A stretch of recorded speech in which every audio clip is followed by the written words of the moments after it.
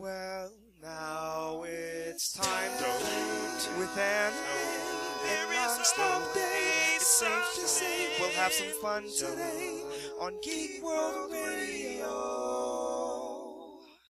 Hey guys, welcome to another episode of Geek World Radio. So some of you might be thinking to yourself, you guys usually put out new shows on Wednesday. Why are you putting this out on Tuesday? Well, I'll tell you why. Because of Metal Gear Rising: Revengeance. That's right, Anime. One of the coolest new video games of this year, Metal Gear Rising: Revengeance, is out. We got an early copy, and we're so excited to tell you guys about it. You know why, Anime? Why? Because you can cut through anything. Yeah, okay? You can cut through anything, and you should. This game is from Konami, of course. It's part of the Metal Gear series, and it takes place a few years after the events of Metal Gear 4, after the Patriots have fallen. But this is a spin-off. Yeah, it is a spin-off done by Platinum Games. Now, that's exciting because if you guys ever played Bayonetta, I know there must be one or two of you in there. They're amazing. They are great at the hack and slash games. They're always crazy, always frenetic, and always funny too.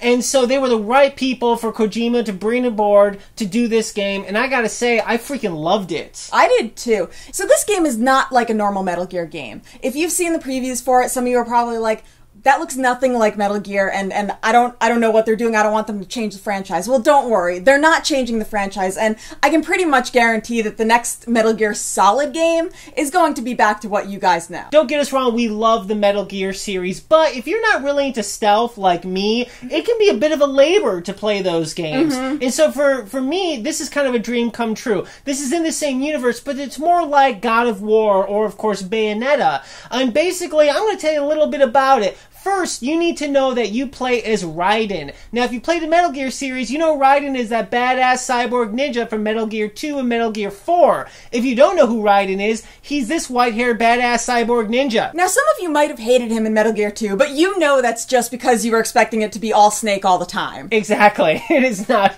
And I think that's why it's so great to have this game, is because Raiden can now have his own series that is perfectly fit to him. Basically, you start off as Raiden, Mr. Lightning Bolt, you're riding around with this Prime Minister, everything's all cool in Africa, and then a bunch of dick cyborg badasses show up, and they're like, hey man, war's the coolest, we're gonna mess everything up. And then there's like a giant, like, mech Metal Gear in the first level, it's like the biggest thing ever. The first boss is giant, Anime. And that's like right at the beginning of the game. Hello, game. Boss! I mean, you actually run on top of missiles, Anime. It's crazy. Basically, after that, Raiden has a thirst for revengeance. Wow. Yeah. Way to work the title in there. Oh, yeah. So one of the really exciting things about Metal Gear Rising: Revengeance is Blade Mode, Anime. And basically what that is, you know, you're hacking and slashing dudes, and all of a sudden you can hit Blade Mode, time slows down, you can hack them like 1 billion times, and also if you can hit this certain target once in a while, you can actually rip their souls out, Anime. Yeah. Rip them out and crush them, and it gives you life. Not exactly their souls. I mean, I don't even know if they have souls at this point. But it's essentially their sacks full of electrolytes. Nice! What cyborgs crave, right, Anime? Absolutely. Electrolytes. Also, it has like a little meter, Anime, and it shows not only how many times you cut the dudes, but how many parts they're in. Now, for those of you who are still like, I have no idea what you're talking about with this Blade Mode thing, well, it's kind of like in Max Payne Bullet Time. Except it's with swords, which is amazing.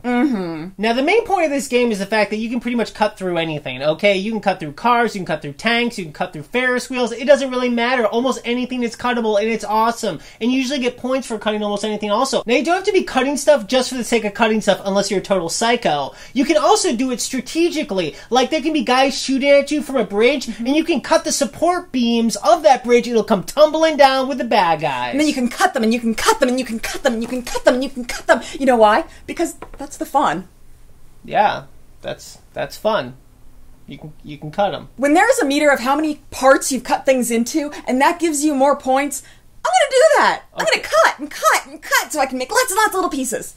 I agree with you, Anime. I completely, humbly agree with you. Thank you for that point. Going all Fruit Ninja on that stuff. Yes, thank you. Yes. So we don't want to give away too much of the plot. Let's just say it's pretty insane. There's a lot of bionic bad guys, and they're totally, totally evil. And as Raiden, you need to be saving the children. Just like Ice-T in Law & Order SVU. Yeah. So there's a ton of different bad guys in this game. First off, there's just regular cyborg henchmen. But then there's a ton of UGs. Basically, you get a lot of the geckos from the Metal Gear series, and they're all kinds of crazy. Some of these robots look like Decepticons. I mean, there's some of them that look like Dinobots. I mean, it's crazy. Now, the thing about this game, Anime, is I actually thought it was pretty hard when it comes to, like, normal mode in the combat, you know? I mean, they're always throwing mini-bosses at you, like, constantly. And basically, like, when you finally figure out one, they throw another one at you right after that's doubly as hard. It's pretty crazy. Mm-hmm. Now, even though the bosses are pretty hard, that doesn't mean that the controls are hard.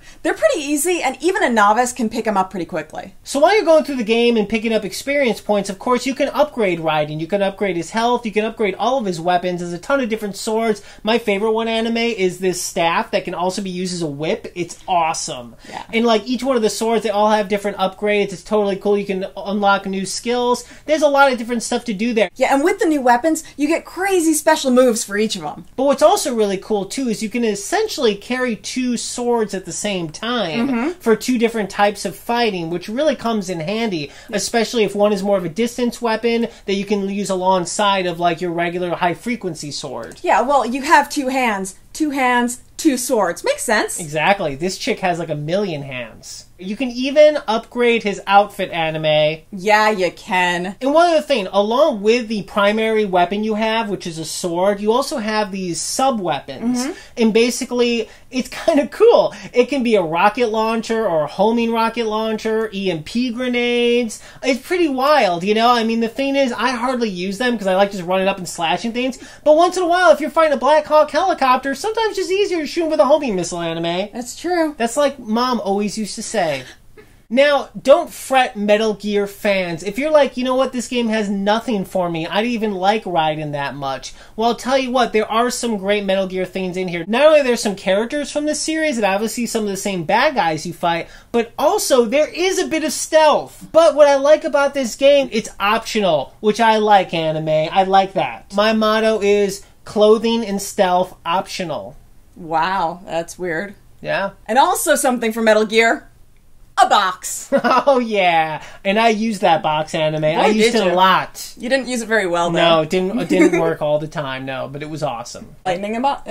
Lightning in a box! Yeah, nice. So one of the great things about the Metal Gear franchise is these beautifully, really well done cinematics. Yes. And this game delivers in the same way. They look amazing. I love the rendering. I like the voice acting. I thought the whole thing was really great. Yeah, and not only are the cinematics awesome, but the actual gameplay graphics are incredible. I mean, there was this one time that while we were playing, you couldn't tell the difference between the two, and you almost died. Yeah.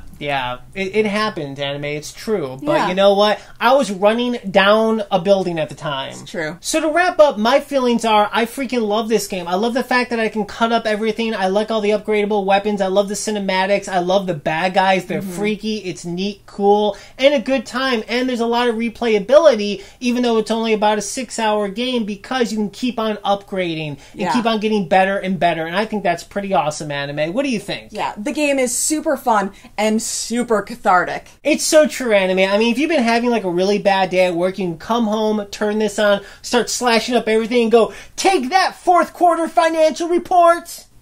Yeah, you really can. Take that! Okay, guys, so Metal Gear Rising: Revengeance is out now on PlayStation 3 and Xbox 360. Guys, thanks so much for watching this episode of Geek World Radio. I want to let you know we actually have a more in-detail review with all the special little video game things that you want to know on our website, geekworldradio.com. You can go there right now and check it out. Thanks so much for watching this show. We'll be back at our normal time, which is Wednesday next week. If you guys want to listen to us on the radio, then you should do that. We're on every week on Indie 100 and The Point. And you can get in touch with us by sending us an email to geekworldradio@yahoo.com and check out our website, geekworldradio.com. Go Ninja, go Ninja, go. Bye! Well, now it's time to loot with an non-stop day. It's safe to say we'll have some fun today on Geek World Radio.